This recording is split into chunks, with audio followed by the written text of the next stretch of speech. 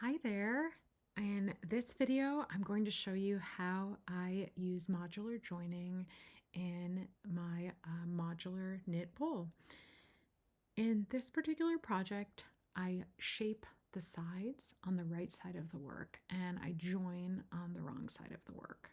I'm going to show you how I create a row that does not have any increases. We're going to show the right side and then we're going to show the wrong side. Here we go. I'm always going to start every right side row by slipping the first stitch with the yarn in front, and then I move the yarn to the back of the work.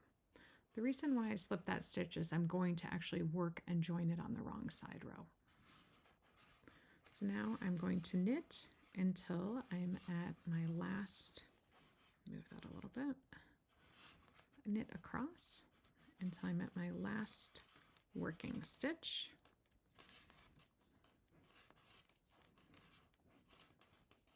If I use a different color, which I have here, I can see pretty easily when I've come up to my last working stitch. One more. Okay, so there I have one more of this working stitch on the needle, and then I have my my stitches that I'm joining to. So at the end of the row, I take my yarn, put my yarn in front, I slip the stitch, and then I slip. You can see my yarn is in this dark stitch. I'm sorry, my last stitch is coming out of the dark selvedge stitch. So I'm going to slip that selvedge stitch from back to front through both legs of the needle. Both legs of the stitch. Both legs of the stitch. And then I'm going to turn my work to the wrong side. So now my yarn is in the back. I have the two legs of that slipped selvedge stitch, and then I have my working stitch. And I'm going to join them. That's what's creating the side of my bowl. Okay. So the way I join them is I simply knit two together. Right. And that's it. I'm going to knit across the rest of the wrong side row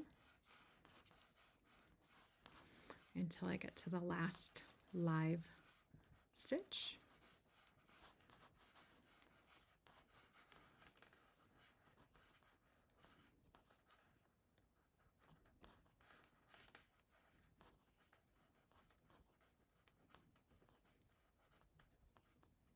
Okay, so now I'm on my last live stitch, and I'm going to join this stitch to the next selvedge stitch using a slip slip knit. And this is how it works. This is how I use it to join. I slip the stitch purlwise, and then I'm going to insert my needle tip again from wrong side to right side through both legs of the next selvedge stitch. You'll remember that on this side it was light gray. It's going to be the same color on this side, this light gray. And now I'm going to slip both of these to my left needle, and then I knit them together through the back loop. You can kind of combine that last motion also if you prefer. You don't have to take it the whole way off. So what's happening on the wrong side of the work is I get these really beautiful join lines, and they look very similar to the picked up stitch line. That's it. That's how I'm joining it. And as you can see, as the piece comes together, I'm going to show you a different example here for a sec. Let's see if I can come into focus. This is the side. That's the same thing like we're joining to a striped strip. And if I flip it to show you the inside, there's this really beautiful joined edge that happens, and it matches the slipped stitch pickup edge. I have formed the first side of the bowl here, and I like to use locking stitch markers right before an increase row. So I just wanted to show you what they look like on this side. I finished this side and I'm creating the second side right now, which is over here. I'm matching the same increase pattern that I did on the first side. So the pattern will tell you when to do increases and also give suggestions if you want to change the proportions at all, which I decided to do it.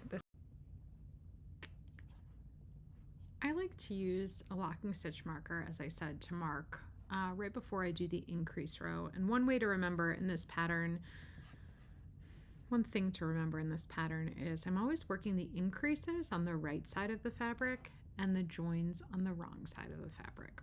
So I'm going to walk you through an increase row again. Slip one with yarn in front and return the yarn to the back. My next stitch, I'm going to knit into the front and the back.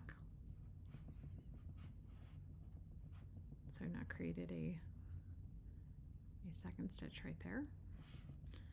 I'm going to knit across until I have two, I get you in the right spot, two stitches remaining.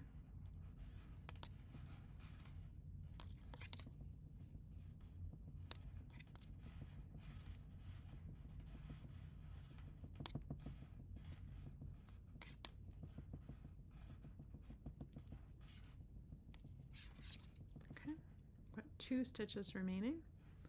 I'm going to knit into the front and the back again.